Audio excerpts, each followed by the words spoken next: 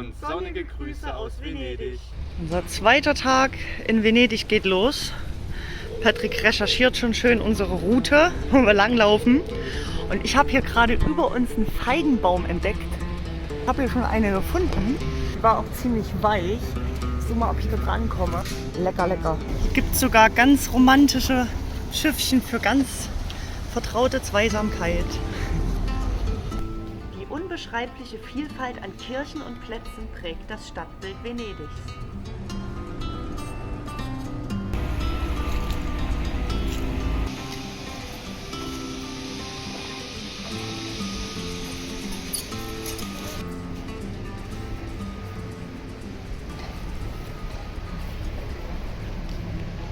Wie jede andere touristische Stadt auch, gibt es natürlich in Venedig auch ganz viel Klünkel. Ja, wie sieht das aus? Nach Karneval. Seit dem Jahre 1162 feiern die Venezianer 10 Tage lang überschwänglich ihren Karneval. Das älteste Fest der Stadt hat sich zu einem der berühmtesten der Welt entwickelt. In Venedig findet man die schmalste Straße der Welt. Die Calle Valisco ist nur 53 cm breit. Venedig war die Stadt meiner Träume und alles, was ich sah, übertraf meinen Erwartungen, wie einst die Schriftstellerin Dupin zu sagen pflegte. Hier sehen wir das Campo del Fari. So romantisch hier, das sind solche verwinkelten kleinen Gässchen überall.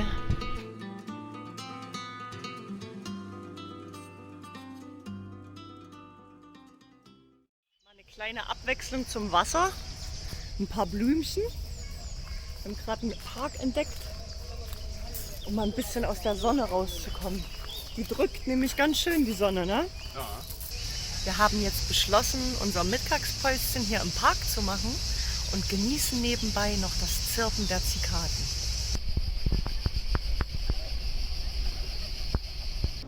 Guten Appetit.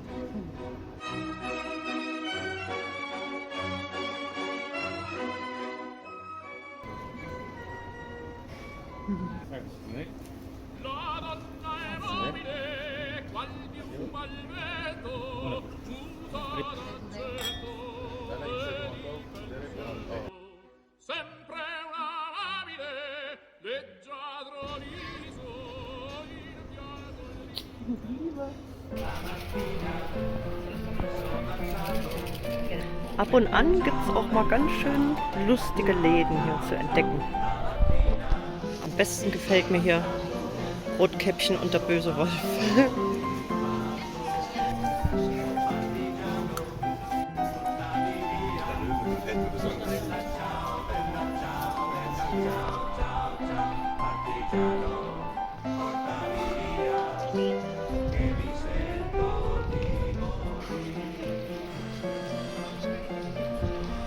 In Venedig kann man sich einfach nicht satt sehen. So viel Schönheit vereint. Das ist Wahnsinn.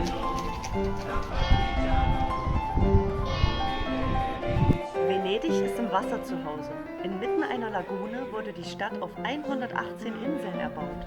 Diese Inseln sind durch über 400 Brücken miteinander verbunden. Mehr als 150 Kanäle dienen als Straßen. Und der gesamte Verkehr findet auf dem Wasser statt.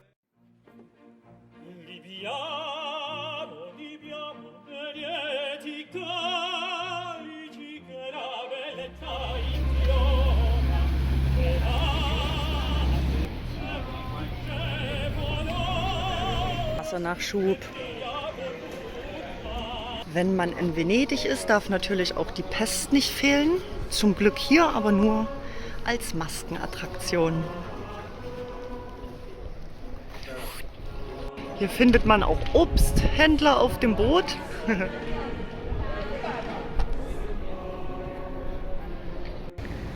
Also nicht schlecht, wenn man seinen Universitätsplatz in Venedig hat. Kann man auf jeden Fall viel Boot fahren. Da haben wir auch gleich neben der Uni ein paar Steinkunstwerke entdeckt.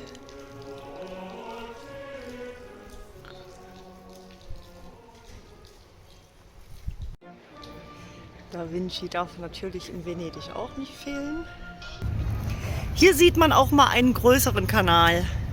Zahlreiche Paläste schmücken das Ufer des Grand Canal. Wir haben vorhin schon Taxiboot gesehen und jetzt sind wir gerade auch an so einem Rettungsboot vorbeigefahren. Mal sehen, ob wir nachher noch ein Polizeiboot sehen.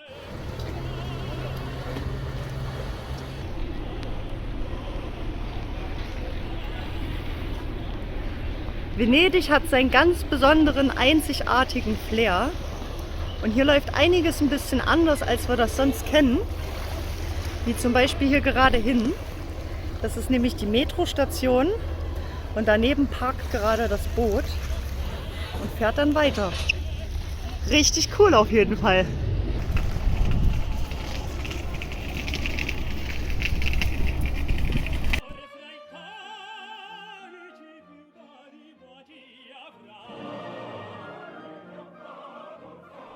Da drüben ist die Polizei. Wir haben jetzt doch ein Boot gefunden.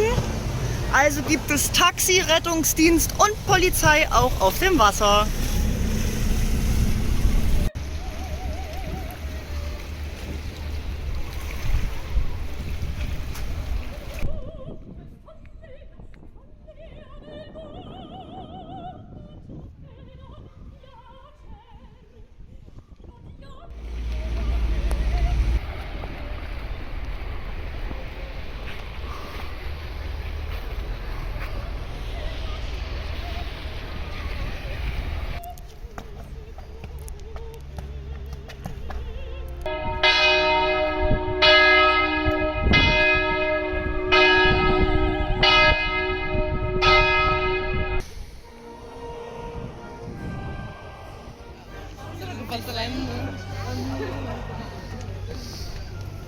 Wir sind gerade durch Zufall in so eine zeitlich begrenzte Galerie gekommen. Und das gefällt mir ja auch am besten und wie es Patrick scheint auch.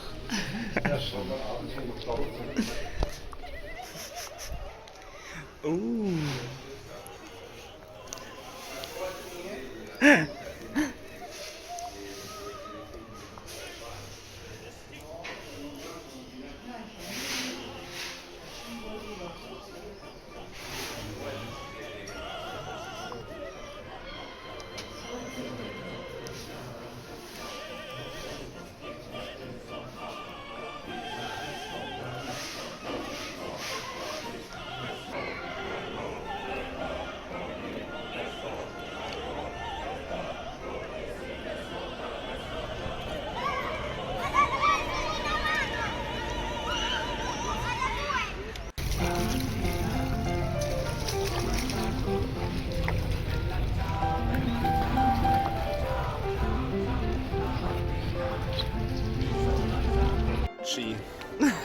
Spaghetti.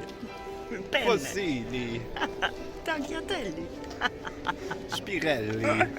Nachdem wir jetzt schön am Wasser zu Abend gegessen und uns gestärkt haben, wollten wir unbedingt nochmal zurück auf den St. Markusplatz, um uns diesen wunderschönen Markusdom anzuschauen und diese herrliche Beleuchtung drumherum.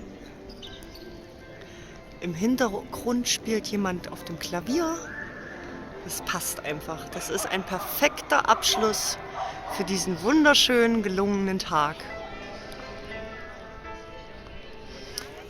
Danke, Venedig. Und gute Nacht.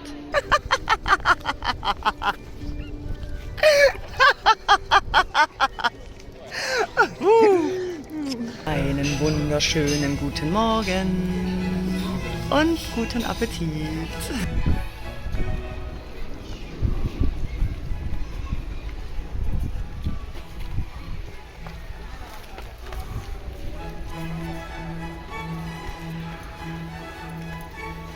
Wenn wir schon einmal in Venedig sind, wollen wir natürlich auch mit dem Metroboot fahren. Los geht's. Wie diese Erfahrung sein wird. Auf jeden Fall mal eine ganz andere Metrostation. Und die wackelt ganz schön. Ist ja auch aus dem Wasser.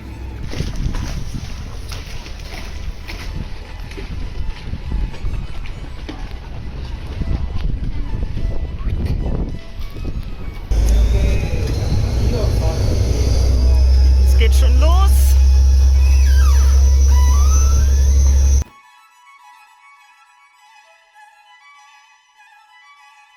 wenigstens nochmal die Möglichkeit, mitten durch Venedig über den Grand Canal zu fahren.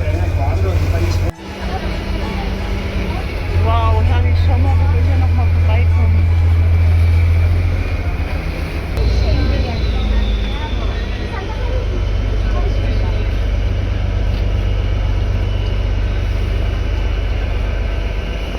Metrosystem mit Booten.